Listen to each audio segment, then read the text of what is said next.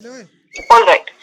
तो fundamental analysis जो है फिर हम समझेंगे ये क्या होता है या क्यों करते हैं, right? What is the purpose behind. सबसे पहले इसका जो है हम मकसद समझेंगे, ये होती क्या है, इसका मकसद क्या है, फिर हम जो है इसको डीपर अंडरस्टैंडिंग लेंगे। Very first question, fundamental analysis जो होती है ये हम करते हैं लॉन्ग टर्म स्टॉक्स पर फाइनलाइज करने के लिए, राइट? दो तरीके की इन्वेस्टमेंट प्राइमरीली होती है, एक है शॉर्ट टर्म, दूसरी होती है long term. Correct? Short term में क्या होता है, आप एक साल के अंदर तक जब कोई भी स्टॉक सेलिंग मीनिंग ट्रेडिंग जब कंप्लीट होती है, meaning you buy a stock, okay, within a year, within 1 year when you sell off the stock, 1 year complete होने से पहले जब आप स्टॉक को सेल ऑफ करते हो, then that becomes your short term. Correct? Short term investment और trading, simple words. ये अदर साइड मीनिंग जब आप कोई स्टॉक को लेते हो इन्वेस्टमेंट के तौर पर, जब आप कोई स्टॉक को लेते हो एक हिसाब से ज्यादातर आप उस स्टॉक को आपके पास रखते हैं विद द एम दैट आगे जाके जब प्राइसेस बढ़ेगी after some period of time आप गुड क्वालिटी स्टॉक्स को लेते हो, after some period of time जब उस स्टॉक की वैल्यू काफी अच्छा बन जाती है, तब आप क्या करते हैं, मीनिंग जब आपको कोई रिक्वायरमेंट आती है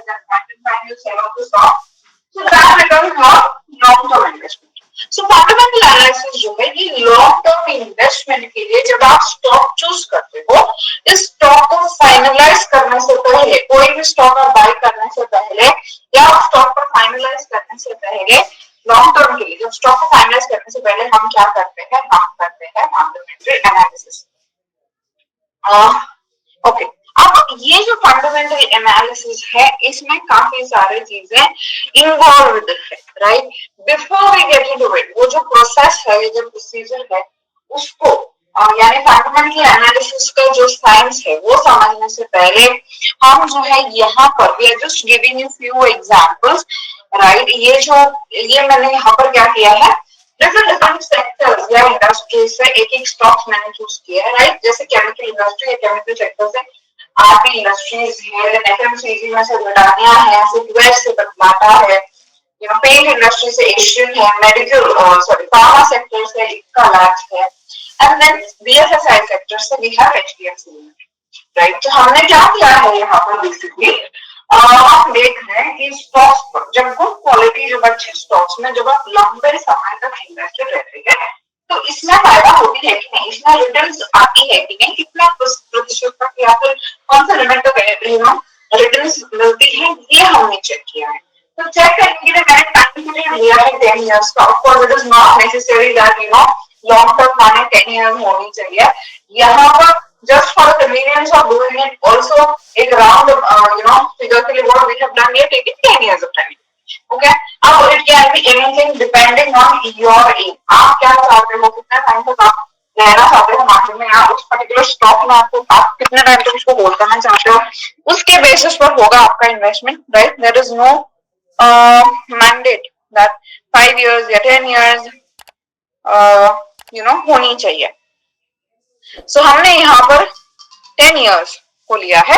सो 10 इयर्स टाइम पीरियड में हमने क्या देखा है, हम चेक कर रहे हैं कि कितना रिटर्न्स मिलती है, एंड सारे स्टॉक्स के जो है हमने यहाँ पर रिटर्न्स भी कैलकुलेट किया है। सीएजीआर वाले कॉलम में हमने जो है परसेंटेज टर्म्स में रिटर्न्स कैलकुलेट किया है, कितना प्रतिशत रिटर्न्स, एवरेज 10 साल का रिटर्न्स कितना हो सकती है।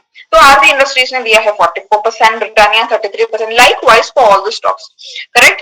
अब absolute terms meaning number of times यानी 38 टाइम्स ज्यादा रिटर्न्स आरबी इंडस्ट्रीज यानी 26 रुपीस की प्राइस थी जब खरीदा था स्टॉक को, लेकिन फिर अब जो है 38 टाइम्स ज्यादा, 38 गुना ज्यादा जो है 38 गुना ज्यादा जो है स्टॉक ग्रो हो चुकी है, उतना आपका रिटर्न्स भी आ चुकी है, right? Similarly, for Britannia and all the other companies, this is just many times हम जो है speculative हो जाते हैं regarding long term investment, लोगों को लगता है इतना टाइम हम स्टॉक में कैसे रहेंगे, there can be uncertainties, और उतना टाइम हम पैसे एक स्टॉक में कैसे ब्लॉक करेंगे, so many इस तरीके के क्वेश्चंस काफी आते हैं। तो उन क्वेश्चंस को आई बिलीव ये जो टेबल है जहां पर हमने रिटर्न्स कैलकुलेट किए हैं, ये टेबल उन क्वेश्चंस को एड्रेस करती है, is what I believe. Okay, अब जो है हम शुरुआत करते हैं डेप्थ से। अब भले यू नो अब फंडामेंटल एनालिसिस करने से पहले, जैसे मैंने कहा फंडामेंटल एनालिसिस हम करते हैं स्टॉक पर फाइनलाइज करने से पहले। स्टॉक पे फाइनलाइज करने के लिए आप स्टॉक कैसे फाइंड आउट करेंगे first of all, right? That very first step is necessary. तो फर्स्ट स्टेप के लिए यहाँ पर दो तरीके हैं, एक है bottom up approach and the other is top down approach. Top down approach में क्या होता है, हम स्टॉक चूज करने से पहले, यानी आपको अभी चूज करना है कि कौन सा स्टॉक को आप ले, इतने सारे स्टॉक्स है मार्केट में, इतने हजारों स्टॉक्स है, इसमें से किसको ले या फिर किसके बारे में सोचे। इसके लिए आप क्या करेंगे, सबसे पहले टॉप डाउन अप्रोच में हम कैसे करते हैं, the way that we do it, right? We first understand the Indian market और Indian economy, right? अभी हम इंडिया में इन्वेस्ट कर रहे हैं, तो इंडिया का जो इकोनॉमिक सिचुएशन है उसको हम कंसिडर करते हैं। इकोनॉमिक सिचुएशन क्यों कंसिडर करते हैं, क्योंकि जिस तरीके से इकोनॉमी चलती रहेगी उस हिसाब से मतलब इम्पैक्ट उन इंडस्ट्रीज में या कंपनीज में होगी, राइट? अभी के जो इकोनॉमिक सिचुएशन है ये डिप्रेस्ड है या फिर ये पॉजिटिव है, किस तरीके का इकोनॉमिक सिचुएशन है। अभी के इकोनॉमिक सिचुएशन में कौन से सेक्टर्स या कौन सी इंडस्ट्रीज परफॉर्म कर रही है वो हम देखते हैं। परफॉर्म कर रही है मीनिंग बिजनेस वाइज, ठीक है? इन बिजनेस टर्म्स कौन से सेक्टर्स या कौन से इंडस्ट्रीज हैं जिसको फायदा हो रही है या जिसका बिजनेस चल रही है। सबसे पहले हम ये फाइंड आउट करते हैं। एक बारी जब हम इंडस्ट्री या सेक्टर पर फाइनलाइज करें, नाउ से फॉर एग्जांपल जब कोविड आउटब्रेक हुई थी तब सबसे ज्यादा चलने वाली इंडस्ट्री कौन सी थी? फार्मा इंडस्ट्री, एफएमसीजी, है ना? लाइकवाइज कुछ इंडस्ट्रीज थी जो सबसे ज्यादा चल रही थी। फार्मा हो गया, हॉस्पिटल, हेल्थ केयर हुए, right? These kind of sectors way working in a very fine manner. तो क्या होता है, तो सिचुएशन के हिसाब से, तो economic situation at that point in time ऐसे थी कि वो फार्मा, हेल्थ केयर, एफएमसीजी को ज्यादा फेवर कर रही थी। अब जिस तरीके से इकोनॉमिक सिचुएशन चेंज हो गई, अभी के सिचुएशन में कौन सी सेक्टर्स है विच कैन वर्क आउट, तो वो हम देखते हैं। जब हम इकोनॉमिक सिचुएशन देखते हैं ना, तो ना ही हम जस्ट ब्लाइंडली जस्ट एक सिचुएशन को नहीं कंसिडर करते, बट उसी के साथ हम काफी सारे इंडस्ट्रियल अनाउंसमेंट्स हो गए, नेशनल पॉलिटिकल अनाउंसमेंट्स हुए, इसको भी हम कंसिडर करते हैं। जैसे कि फॉर एग्जाम्पल अब एक बारी मैंने जो है Covid situation, so that was a nation wide problem, that was a global problem, correct? Not just in India but globally situation वही थी कोविड की वजह से। बट उसके बाद अब मैं क्या देखूंगी, अब मैं देखूंगी कि इंडिया स्पेसिफिक भी कुछ हो रहा है क्या। जैसे कि फॉर एग्जाम्पल अब कुछ दिनों बाद क्या हो रही, बजट अनाउंसमेंट होगी। सो जब बजट अनाउंसमेंट होती है तब when the financial minister presents the budget, जो प्लान जो उनका होता है for the next year, for the next financial year, जब वो अपना प्लान डिस्कस करती है या जब अपना प्लान वो इंट्रोड्यूस करती है, उसके बाद क्या हो जाता है, कुछ कुछ सेक्टर्स को जो है हम सिलेक्ट करने लगते हैं because of the plans mentioned, right? जहां पर समझो फाइनेंशियल मिनिस्टर कह रही है कि कुछ ऐसे इंडस्ट्री है, इस इंडस्ट्री में हम ज्यादा फोकस दे रहे हैं, या फिर मे बी हम कंट्री के इंफ्रास्ट्रक्चर पे फोकस दे रही है। जब इस तरीके के अनाउंसमेंट आते हैं तब क्या होता है, automatically it clicks us that ये जो इंडस्ट्रीज है यहाँ पर रेवेन्यूज आने की चांसेस है अब, करेक्ट? यहाँ पर इनकी बिजनेस बढ़ने की चांस है, इनकी बिजनेस बढ़ेंगी मतलब इनकी बिजनेस वैल्यू बढ़ रही है, इनके रेवेन्यूज बढ़ रही है, इनकी प्रॉफिट्स बढ़ने की चांसेस है। अभी फिलहाल नहीं, बट जैसे ही ये जो प्लान एग्जीक्यूट होगा वैसे ही तो तुरंत क्या हो जाता है, एक स्विच वो इंडस्ट्रीज में या उन सेक्टर्स को हम सिलेक्ट करने को we have that tendency, right? So उस तरीके से after considering all the announcements, जब हम अब क्या कर रहे हैं, सेक्टर को फाइनलाइज कर रहे हैं। सेक्टर को फाइंड आउट करने के बाद फिर हम क्या करते हैं, उस सेक्टर के कंपनीज को शॉर्टलिस्ट करते हैं। कंपनीज को कैसे शॉर्टलिस्ट करते हैं, एक बार आपने सेक्टर ले लिया, राइट? आप डिसाइड कर रहे हो कि आपको किस तरीके के कंपनीज में लार्ज कैप में डालना है पैसा, मिड कैप में डालना है, या फिर you are open to any kind of companies. तो एक बारी वो एक फिल्टर करने के बाद फिर हम देखते हैं आपस में, हम कंपनीज का कंपैरिजन करते हैं, मीनिंग कौन सी कंपनी कितनी रेवेन्यूज उनकी जनरेट हुई, कितनी ग्रोथ है, कौन से कंपनी में ग्रोथ फिलहाल अभी तक कौन से कंपनी ने अच्छा ग्रोथ दिया है, आगे भी किसका ग्रोथ ज्यादा पॉसिबिलिटी है, which company has the potential to grow further, कौन सी कंपनी की वैल्यूएशन या शेयर्स की जो वैल्यूएशन है वो कौन सी कंपनी की कौन सी लेवल पर है, कहां पर ग्रोथ पॉसिबिलिटीज है, ये सारा जो है हम चीजों पर गौर देते हैं या ये सारे चीजें हम अंडरस्टैंड करते हैं, फिर जाकर फाइनल एक कंपनी पर फाइनलाइज करते हैं. That is the process when it comes to top down approach. Whereas in bottom up approach what happens, bottom up approach में जनरली जो एस्टैब्लिश्ड कंपनीज जो है ये shortage those kind of companies, meaning यहाँ पर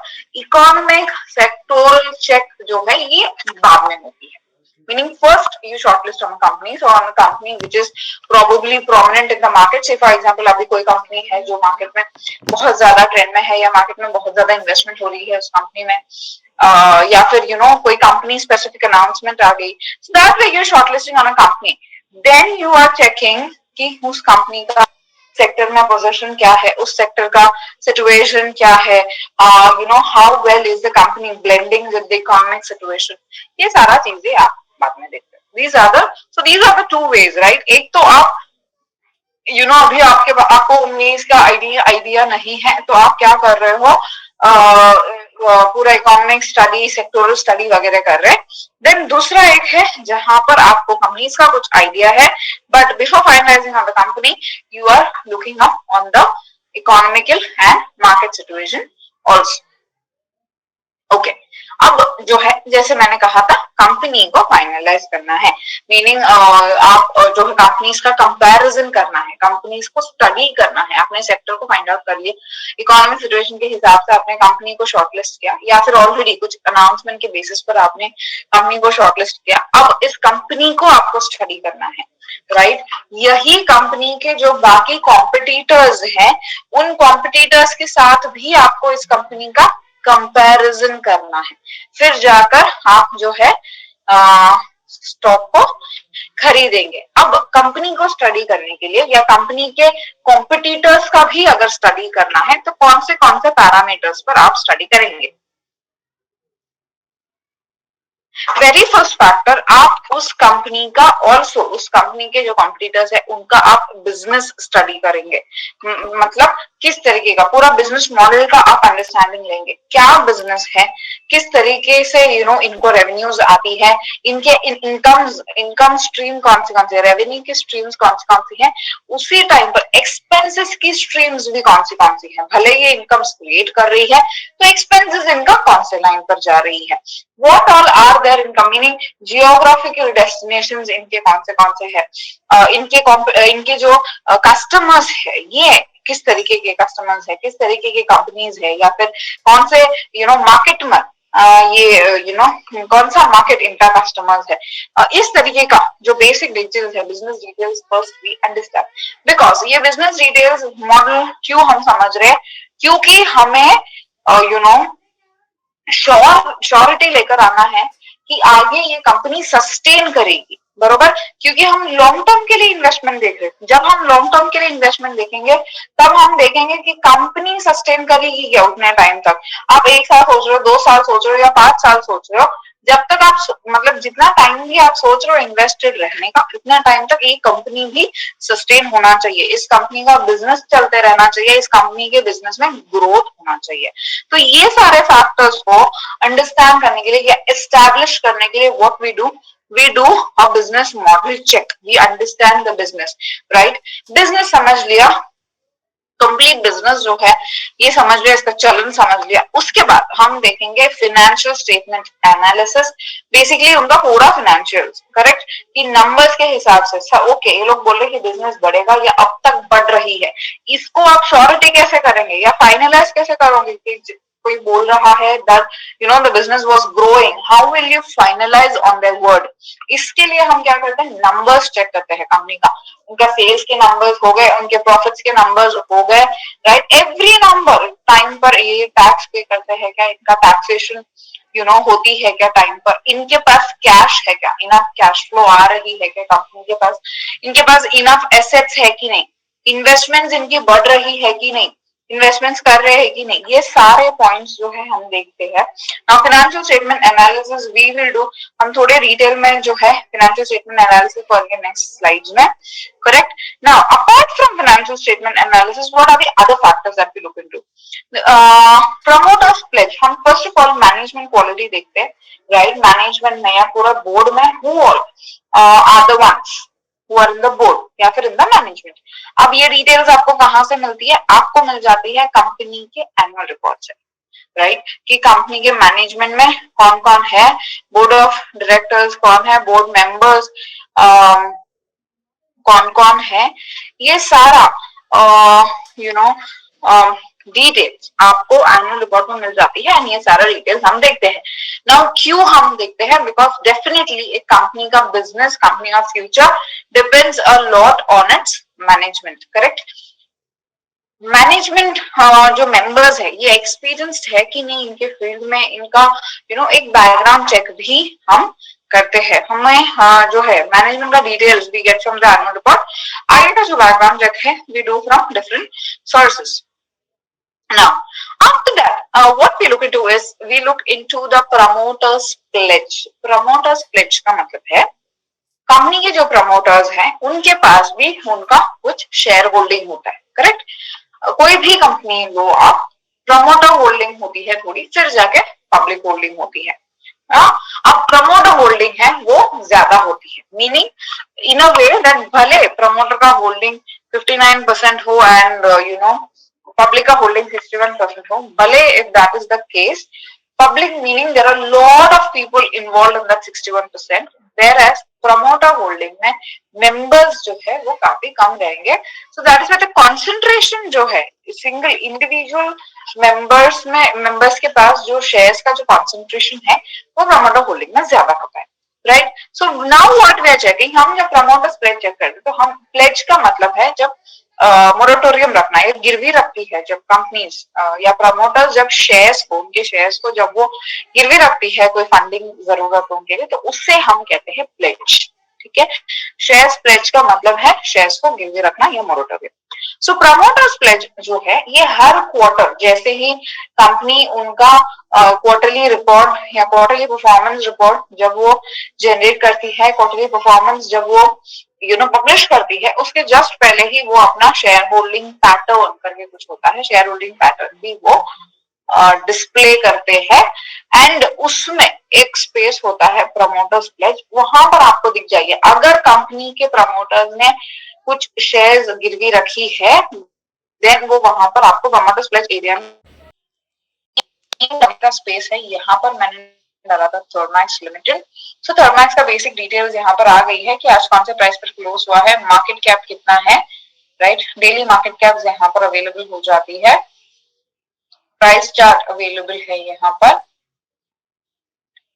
उसके नीचे जैसे जैसे आप नीचे नीचे आओगे यहाँ पर आपको कुछ दिख रहा है, एक आपको दिख रहा है रिजल्ट्स, यानी बेसिक अभी तक का जो उन्होंने लास्ट जो क्वार्टरली रिजल्ट्स उन्होंने पब्लिश किया है उसका एक ब्रीफ, एक समरी जो है यहाँ पर दिख जाएगा आपको। फिर उसके बाद आपको क्या दिख रहा है, उसके जस्ट बाजू में है शेयर होल्डिंग पैटर्न, राइट। सो जब मैं ये शेयर होल्डिंग पैटर्न में क्लिक कर रही हूँ, so last few quarters, last 3 quarters का यहाँ पर मुझे समराइज्ड फॉर्मेट में promoter holding, share holding pattern दिख रहा है, जहां पर बता रहा है कि प्रमोटर होल्डिंग इनका है 62%।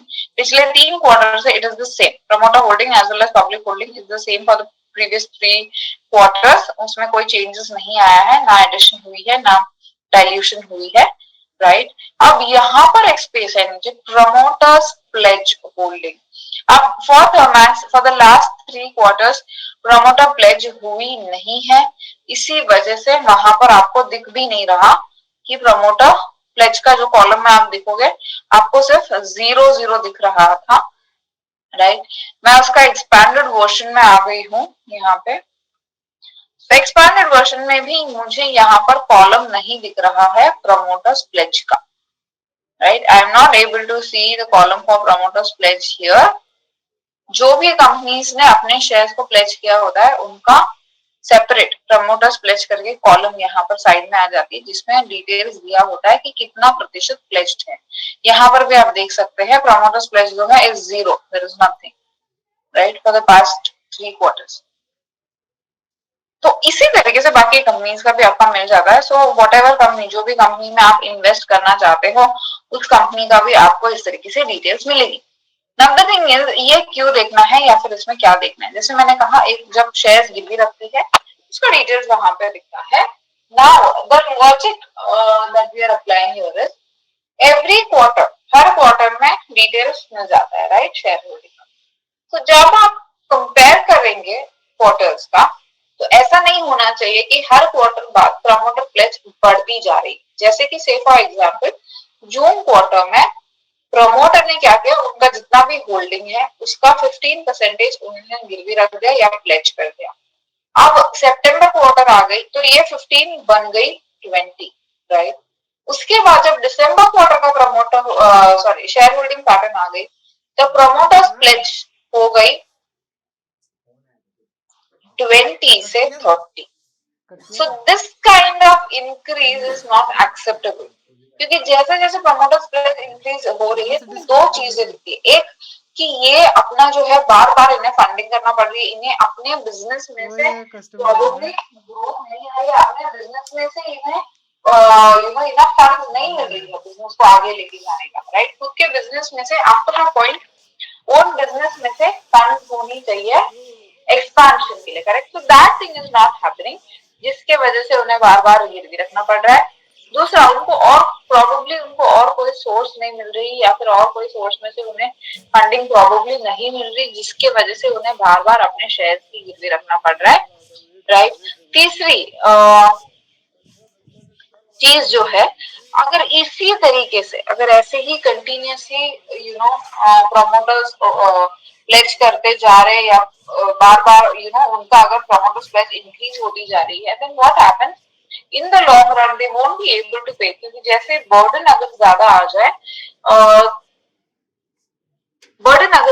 जाए, समझो प्लेज करते करते फाइनेंशियल बर्डन अगर ज्यादा आ जाए, देन द चांसेस आर कि वो पैसे पे बैक करके अपना जो भी उन्होंने शेयर प्लेज किया था वो वापस नहीं ले पाएंगे। ऐसे में क्या होगा, उनके हाथ से उनका जो प्रमोटर होल्डिंग है वो छिन जाएगा, right. That will be diluted, somebody else can be the promoter of the company.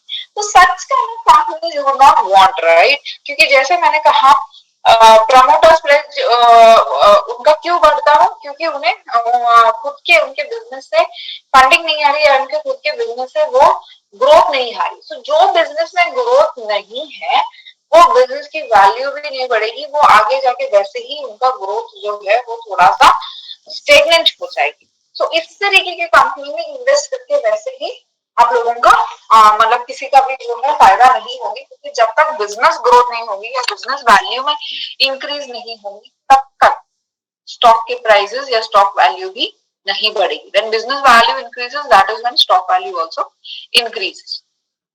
Okay, so that was the importance or the core thing regarding promoter splits.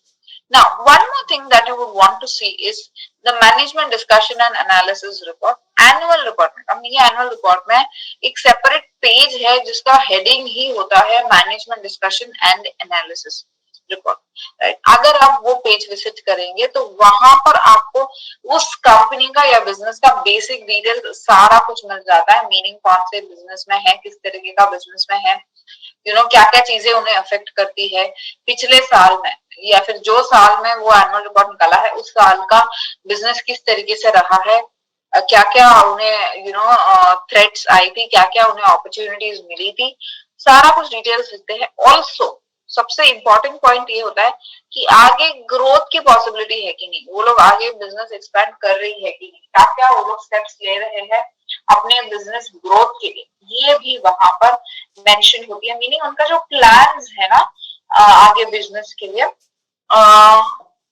उस बिजनेस का प्लान्स पूरा वहां पर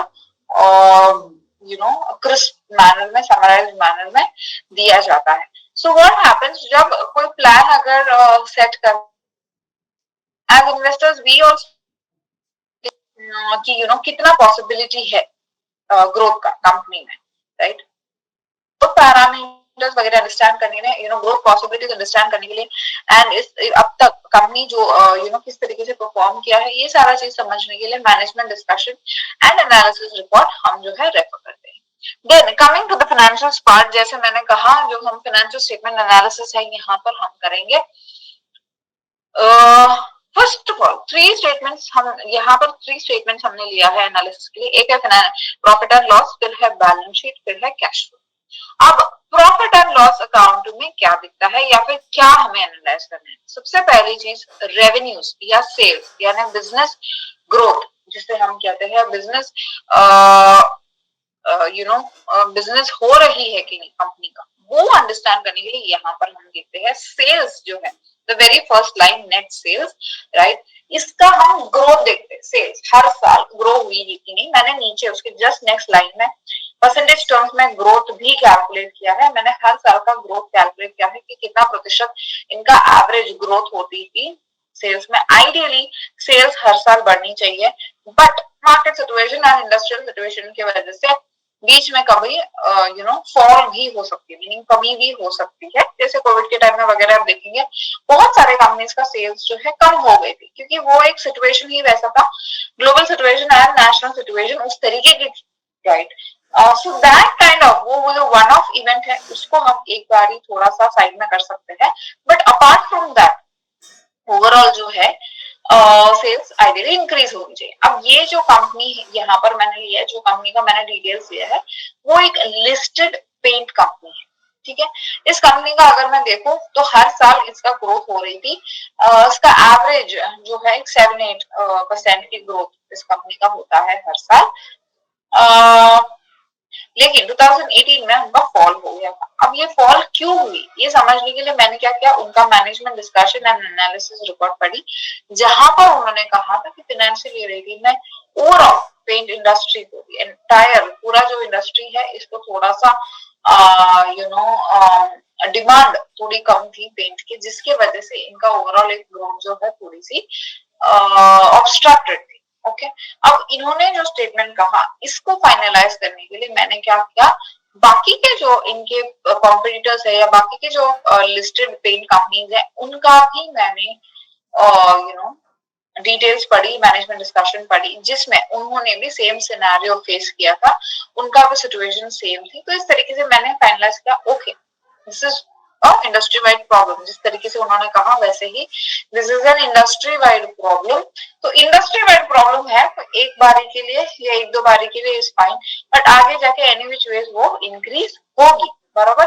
demand problem थी इनको, ये साल demand नहीं हुई, then that is not a problem. Next year या उसके next year definitely demand will come back. तो इस तरीके का जो रीजंस है इसको हम एक बारी लेट गो कर सकते हैं। लेकिन अगर रीजंस कुछ सीरियस है, समझो कोई ऐसा प्रोडक्ट है जिसका कोई सब्सिडियरी आ गई, जिसका कोई ऑल्टरनेटिव आ गई, समझो कोई ऑल्टरनेटिव प्रोडक्ट आ गई, तो उस तरीके का बिजनेस, उस तरीके के प्रोडक्ट्स में जो है देयर आर कॉम्प्लेक्सिटीज, मीनिंग आगे जाके ग्रोथ का चांसेस थोड़ा सा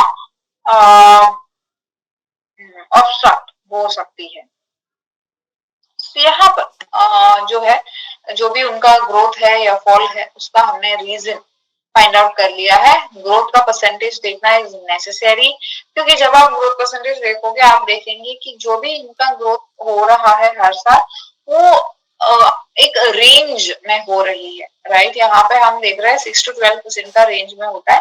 तो उस रेंज मोर और लेस, थोड़ा बहुत ऊपर नीचे इज फाइन, बट मोर और लेस वही रेंज फॉलो कर रही है कि नहीं वो हम देखते हैं। क्योंकि जब बहुत ज्यादा वेरिएशन हो, जैसे कि से फॉर एग्जांपल एक साल में कंपनी ने रिपोर्ट किया है 10% ग्रोथ, अगले साल कंपनी रिपोर्ट कर रही है suddenly 35% growth, then you have to check कि why this growth, is this reality और is it just a framing happening. तो उस तरीके का जो चीजें है कि इन्वेस्टिगेशन जो है वो हमें करना है। सो नेट सेल्स ग्रोथ देख लिया, उसके बाद जो है हम एक्सपेंसेस को भी डिटेल में देख रहे हैं कि कौन से एक्सपेंसेस कितना एक्सपेंस होती है इन्हें। देन आफ्टर दैट जो बेसिक सेल्स है, सेल्स में से बेसिक एक्सपेंसेस या ऑपरेटिंग एक्सपेंसेस जिसे हम कहते हैं, ऑपरेटिंग एक्सपेंसेस का मतलब है वो जो बिजनेस है कंपनी का, राइट, जो भी वो प्रोडक्ट बना रही है या सर्विस दे रही है, उस बिजनेस से डायरेक्ट इन्वॉल्वमेंट वाली एक्सपेंस। जैसे कि मैंने कहा ये एक पेंट कंपनी है, सो पेंट बनाकर उसे मार्केट में सेल करने तक जो भी एक्सपेंसेस आती है वो बन जाता है ऑपरेटिंग एक्सपेंस। जैसे पेंट बनाने के लिए रॉ मटेरियल लगती है, उसके आगे का प्रोसेसिंग करने के लिए जो है इलेक्ट्रिसिटी की हेल्प चाहिए होगी, मैन पावर चाहिए, राइट, लेबर चाहिए, या फिर एम्प्लॉयज चाहिए। देन बाकी के जो कॉस्ट इंक्लूडेड होती है उसमें, right, freight cost, travelling cost, carriage expenses जो होती है, sales expenses, advertisement expenses, marketing expenses, ये सारी जो एक्सपेंसेस है बन जाती है कंपनी का ऑपरेटिंग एक्सपेंस, राइट, क्योंकि ये उस बिजनेस को या उस प्रोडक्ट को बनाने से लेकर सेल करने तक वाली एक्सपेंसेस है। तो ये जो एक्सपेंसेस है, ऑपरेटिंग एक्सपेंसेस को जब हम सेल्स में से निकालेंगे या माइनस करेंगे तब हमें उसे प्राइमरी लेवल का प्रॉफिट मिलता है, या या ऑपरेटिंग प्रॉफिट जिसे हम कहते हैं, वो हमें इस तरीके से मिलती है, sales minus operating expenses, you get the operating profit. अब ऑपरेटिंग प्रॉफिट हो या फाइनल प्रॉफिट, नेट प्रॉफिट हो, प्रॉफिट को हम क्या करते हैं, परसेंटेज में कन्वर्ट करके हम मेजर करते हैं। परसेंटेज में क्यों कन्वर्ट करते हैं, क्योंकि जैसे मैंने कहा फंडामेंटल एनालिसिस में या फिर एक स्टॉक को फाइनलाइज करने से पहले आप उनके कॉम्पिटिटर्स या पीयर्स के साथ भी कंपैरिजन करेंगे, करेक्ट। जब आप कॉम्पिटिटर्स के साथ या पीयर्स के साथ कंपेयर करेंगे तो मनी टर्म्स में या अमाउंट टर्म्स में या एब्सोल्यूट टर्म्स में अगर आप कंपेयर करने जाएंगे तो क्या हो जाएगा, you won't be able to take a proper decision, because absolute terms में या अमाउंट आप लेंगे तो कंपनी के साइज के बेसिस पर उसका प्रॉफिट्स भी आएगा, राइट। जो कंपनी वैसे ही बड़ी है, जिसका सेल्स वैसे ही काफी ज्यादा है, काफी सालों से वो कंपनी मार्केट में एस्टेब्लिश्ड है, इसके वजह से उसका सेल्स का अमाउंट भी हाई है। तो सेल्स का अमाउंट हाई है तो प्रॉफिट का अमाउंट भी दैट वे नेचुरली जो है थोड़ा सा हाई होना चाहिए। सो एक बड़ी कंपनी को आप एक मीडियोकॉर कंपनी या लो बेस्ड कंपनी के साथ कंपेयर करेंगे तो अमाउंट में बहुत वेरिएशन आएगी, बहुत ज्यादा डिफरेंस आएगी, आपको एग्जैक्ट कंपैरिजन नहीं मिलेगा। वेयर एज आप